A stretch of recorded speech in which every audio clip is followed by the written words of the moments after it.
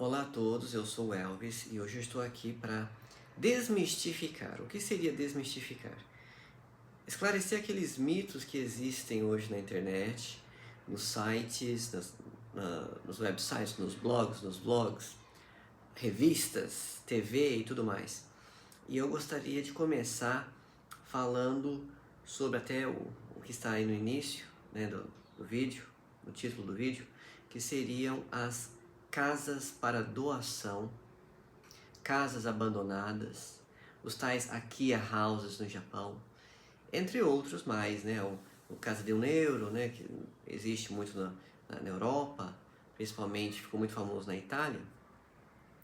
E explicar para vocês como funciona, ter uma ideia de como esses programas trabalham hoje em dia, quais ajudas e benefícios você tem e quais aqueles que você não tem e não adianta tentar, né? Porque não vai acontecer. Primeiramente, vamos falar aí do que está mais próximo do Brasil, que são as casas de €1 na região da Itália. Também existe esse programa em Portugal, se não estiver enganado, e com certeza tem ali na região da Espanha. E eu já vi até algumas casas e tal, porém algumas propriedades, mas não tive coragem. Não tive coragem de investir. Bom, simplesmente são casas que às vezes os donos faleceram ou os donos imigraram, foram para outros países. Alguns donos estão em asilos ou alguns não têm mais interesse na propriedade, foram morar em outras regiões e aí varia, né? Geralmente, 90% dos casos são pessoas que já faleceram, a casa ficou abandonada, a propriedade ficou totalmente abandonada, aquela região perdeu, né, em termos de população, ou geralmente a população é uma população mais velha, não é uma população com crianças e jovens e tal. E o país ali, né, a municipalidade deseja trazer pessoas mais jovens para a região. E isso aqui está acontecendo muito na Europa. Então você vê aquelas casas de €1, casas que são, digamos assim, vendidas a €1, que é um preço simbólico, porque o governo não pode doar aquelas casas, principalmente para estrangeiros. Então eles têm um valor simbólico de €1. E essas casas sim, possuem documentação, são registradas, tem a famosa escritura, né, que nós falamos no português do Brasil. Mas são casas que você precisa se comprometer. Por exemplo, você não pode comprar aquela casa e deixar ela abandonada. Você precisa viver nela. Você não pode deixar ela ali ao relento. O segundo é restauração. Você precisa restaurar a casa no período de tempo. Em várias comunidades na Itália, você tem um período de 2 anos. E você tem que fazer uma restauração mínima. Após você fazer a restauração mínima da casa, você sim terá a documentação da casa em seu nome. Do contrário, aquela propriedade vai continuar na mão do governo, você não tem direito a ela. Você tem um direito ali, um período de 2 anos, algumas regiões te dão mais tempo, algumas vão te dar 3 anos, algumas vão te dar 5. Algumas vão pedir para que você faça a revitalização da casa, ou seja, restaure a casa, e tenha ali um mínimo, digamos assim, de glamour na casa, né? Você não pode demolir todas as paredes da casa, partes da casa, principalmente se é uma região histórica, você não pode demolir ou não pode fazer restaurações que vão deixar a casa muito diferente do que ela era, principalmente na área externa da casa. Então você tem que tomar muito cuidado com isso. Algumas vão pedir para que você faça a restauração e viva ali por um número mínimo de anos. Então se você tem essa vontade de comprar uma casa de €1, mais para passar férias na Europa, ou até mesmo para alugar para pessoas que, né, desejam ir para a Europa para passar férias, vai ser muito complicado. Porque as regras para essas casas não são fáceis. Por isso que elas estão a €1. Então, se você deseja realmente ir comprar uma casa aí de férias, uma casa de campo, uma casa de inverno na Europa, e tem vontade de ir para essas regiões, a melhor opção seria você ir visitar aquela região e comprar uma propriedade direto com o dono, né, e fazer a mudança de escritura. Porém, não vai custar €1, vai custar muito mais. E você faz a revitalização da casa à medida que você deseja, né? Se você vê lá uma casa de €10.000, €15.000, €20.000, não importa, você faz a compra e vai revitalizando ela à medida, faz a compra com o dono local. E nisso você não vai precisar morar naquela casa, se você deseja aquela casa para aluguel de viagens, ou se você deseja aquela casa para um retiro aí de final de ano, passar o ano novo, férias e tal. Isso aí depende muito do que você quer fazer.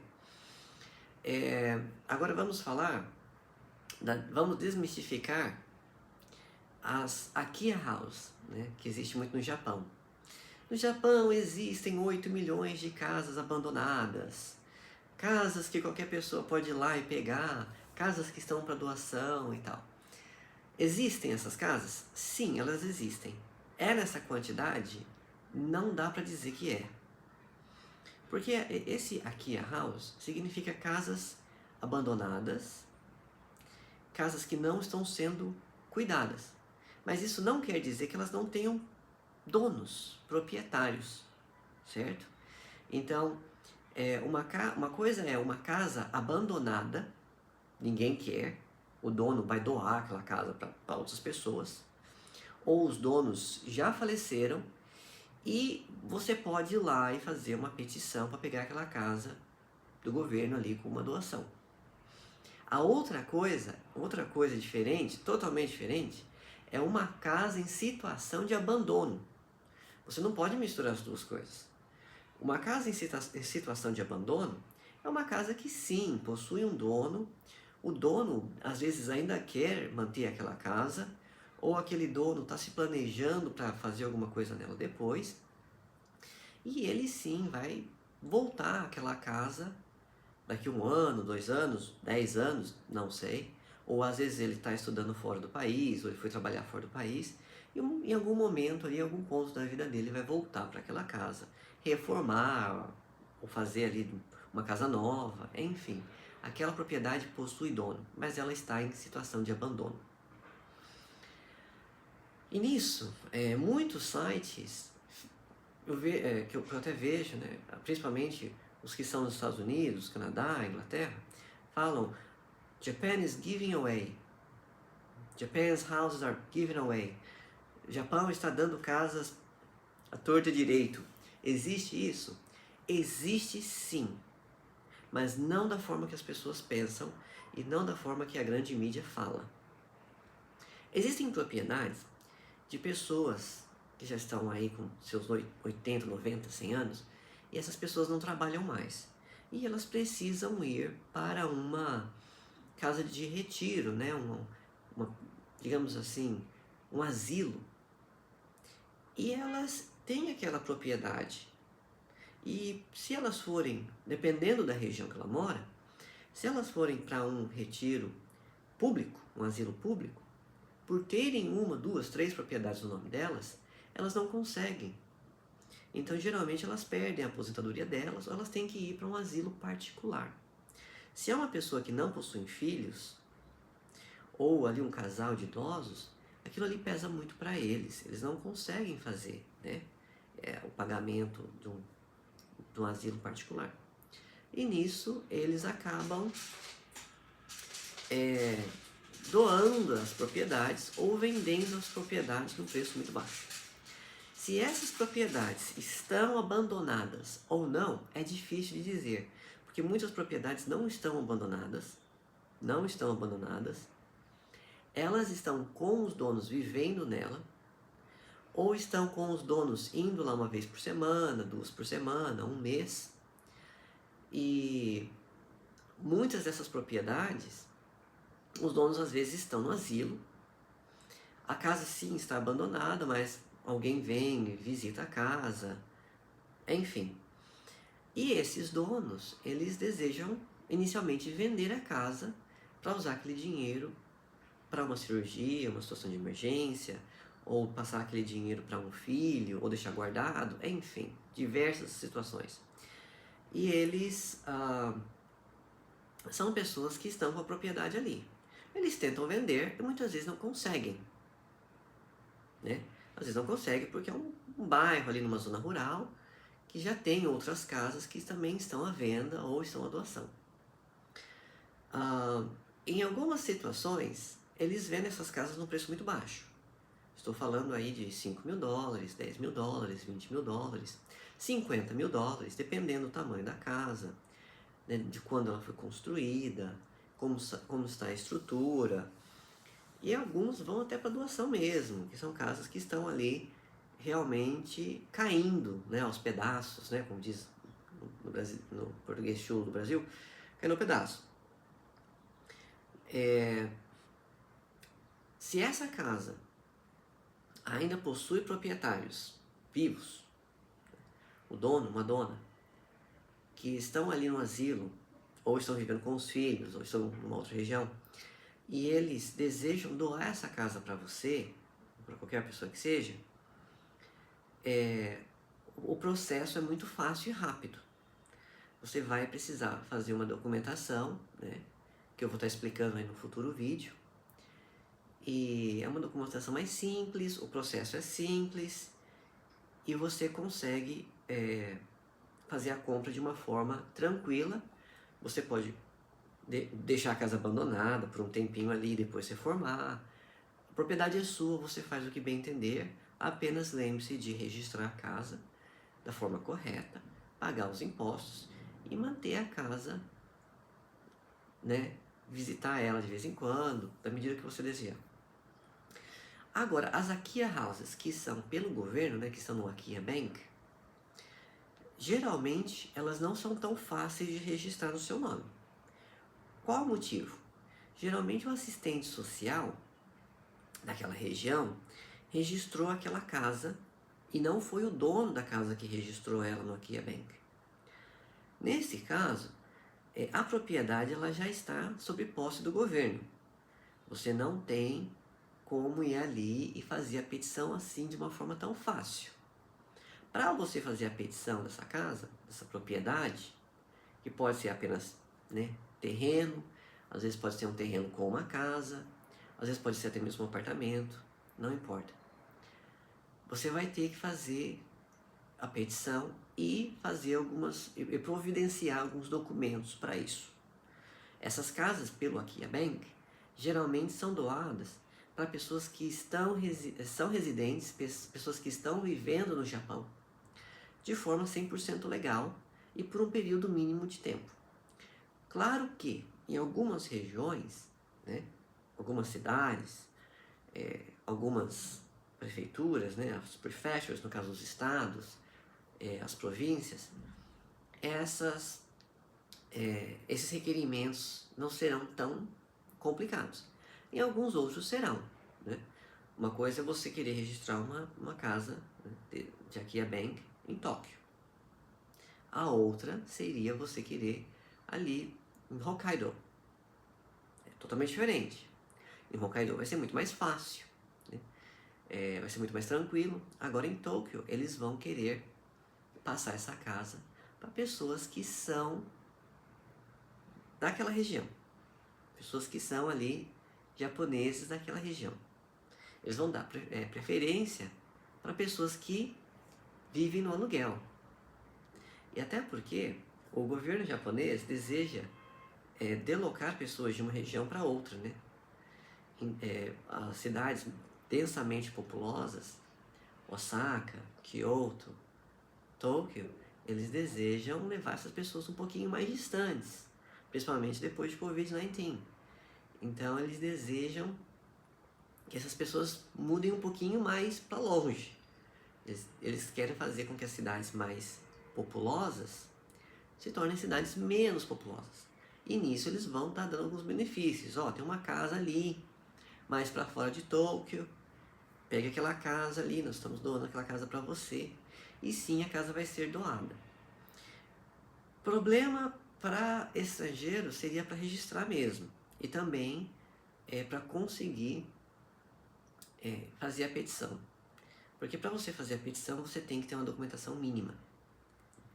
E essa documentação eu vou estar falando no próximo vídeo, ok? Então, para desmistificar,